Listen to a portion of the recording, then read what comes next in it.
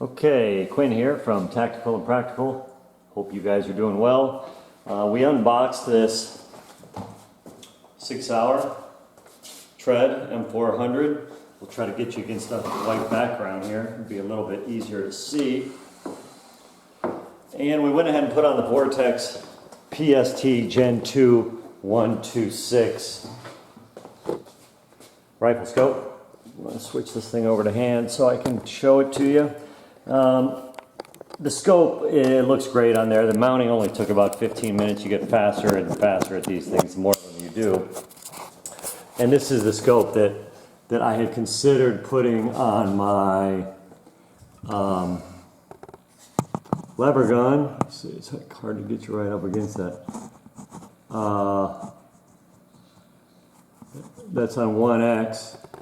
This Vortex scope is crystal clear, and it is exactly what this rifle needed. Part of the reason I got this rifle was that I liked the scope so much, and it didn't just really look right on the lever gun. So I needed a rifle for it, and I was in kind of the market for a semi-automatic. This is the 5.56 NATO, also obviously shoots 243. Pretty simple here, just put the bases on where you would like them, set the scope in, and then torque everything up. The screws on this particular scope mount, the ring torque was 18 to 20 pounds. I think I put like 21 on them. And then for the bases, I put on 25. This Viper does have a diopter adjustment. And looking through this thing is really a treat. It's just as clear as a bell. That's 1X right there, and you can see there's no distortion or aberration. It's hard for me to get this right down in there, but it's really just a pleasure to look through, and I think it's going to fit the bill nicely. One thing you want to make sure you get the eye relief where you want it. I wasn't super happy with kind of where it landed on the charging handle, but not much I could do about that because I've got it as forward as possible, and the eye relief is right for where it sits on my shoulder, although I could go with a cantilever mount. The other thing that you might want to consider when you are putting these on is that the controls for the optic, they end up being a little bit far forward, but I'm pretty much going to dial this in for MPBR and then not have to worry about it. This is a 1913 pick rail. These are Weaver bases. It's important to remember that your Weaver bases can fit the 1913. The Weaver can fit on the pick because these gaps are slightly larger. As long as you hold these as forward as possible so they're snugged up when you tighten them, they should be fine.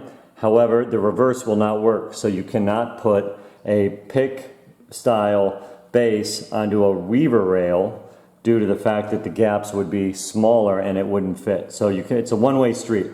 Weaver will work on pick, pick will not work on Weaver. And this is the Sig Sauer Snakebite. It is not the SE. Notable differences are the barrel is not coated, slightly different muzzle system that comes included, compensator, I guess flash suppressor.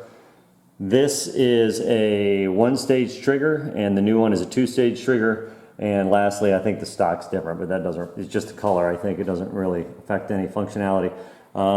Controls are simple and straightforward. You've got your safety, magazine release, your ejector dust cover, forward assist, charging handle. Here's the Viper. And this thing, I can't wait to get out and shoot it. These are medium rings. I probably could have got by with low. However, these do set up nicely with where my eye naturally falls, and I already had them around, so I might as well use them if I got them right. Now, one nice thing that is not on a lot of the kind of more entry-level ARs, that is also safety, magazine release. You have ambidextrous controls on this particular rifle. And so far, I mean, just from taking it out of the box and playing with it to get the scope on there, fit and finish is exceptional. It's everything that you would expect from Sig. It's about $1,000, so it's a little bit more than like some of the Smith & Wessons you can get into, but it's a little bit less than some of the Daniel Defense. So if it's, for me, this is my first AR style gun.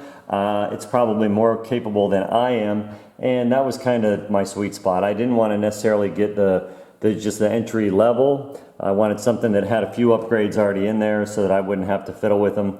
The only other thing that is a little wonky for me, and this is just me, my hands are on the big side, and when I grab this pistol grip and put my finger on there, my finger is a little extended past the pad of where I normally would like to have it.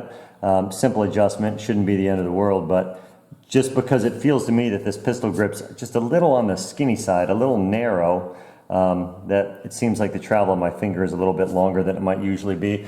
Gun weighs about 7 pounds, super trim, super agile. We'll get it out to the range, shoot it a little bit, give you a range report, show you some groups and see how it does. But I think this thing's just going to be a real pleasure to shoot, and it'll be fun for all kinds of different things out in the field. So if you're thinking about it, Sig Sauer M400 tread Snakebite, great gun, sub $1,000 gun if you buy it right. Pair it up with either, you could put a red dot. I like the LPVO, it gets me up to 6 times power, and this thing is crystal clear and it has a true 1X. Really couldn't go wrong with the M400 married up to this Viper PST Gen 2. So far, super happy. We'll get it out to the range and come back with more reports. If you like the video or this helps you think about if this might be the right one for you, please like the video and subscribe to the channel. We'll keep these things coming. It's always a pleasure to put together some new gear and talk about it with you guys and then get it out in the field. Have a great day. Bye-bye.